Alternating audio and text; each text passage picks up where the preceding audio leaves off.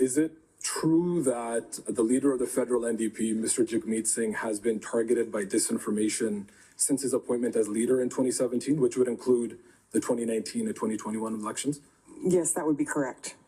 And is it your understanding or observation that a lot of that disinformation emanates from Indian media sources and online networks?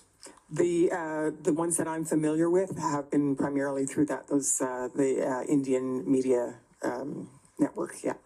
And is one of those pieces of disinformation alleged that Mr. Singh is involved in some global conspiracy around the pandemic that was mutually amplified by Canadian outlets as well? I have seen those, yes.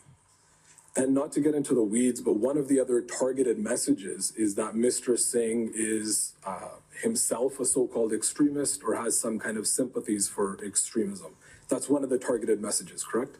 Yes. And Mr. Singh's not actually an extremist. He has not been involved in any of the things that have been alleged through those sources. He has been critical of India's human rights violations, including its role in perpetrating the Sikh genocide, correct? Yes, he has. And is that a plausible reason why you think he may be targeted? I think that is a plausible reason, and the fact that he has roots in that area. And so aside from disinformation, is it true that Mr. Singh was also denied a visa to visit India? Yes, that's right. And based on media reports, is it your understanding that that's because of his human rights advocacy? I believe that's the case, yes. So naturally, that would have a broader chilling impact on the community, I would imagine. Is it your understanding that since Mr. Singh's appointment in 2017, that members of the Sikh community feel a sense of fear or unease in supporting the NDP because of a fear of reprisal by India? Yes. After Prime Minister Trudeau's announcement in September about India's role in the assassination of a Sikh leader, are you aware of media reports that members of the Sikh community have received warnings by the RCMP that they are facing a threat to their lives without disclosing the source of those threats? I've seen reports to that effect, yes. And Mr. Singh also received a similar report and a warning that he was facing a potential threat to his life without any details on the source. Is that correct? I can't speak to that. And is that for reasons of national security confidentiality? Yes.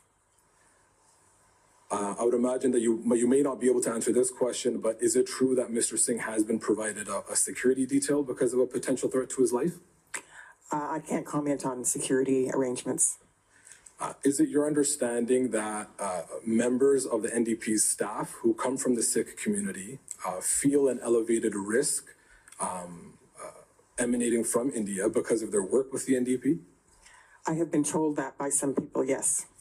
And is it true that new members of staff from the Sikh community, during their onboarding, they are often warned about the possibilities of being denied a visa or other repercussions emanating from India, correct?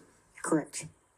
And so in this picture that you've painted from 2017, that covers both of the two previous electoral periods, what impacts do you think this has on Canada's electoral process and democratic institutions when a racialized community, many of whom have fled religious and political persecution from another country, feel that same intimidation and persecution for their engagement in Canadian politics and supporting a Canadian political party?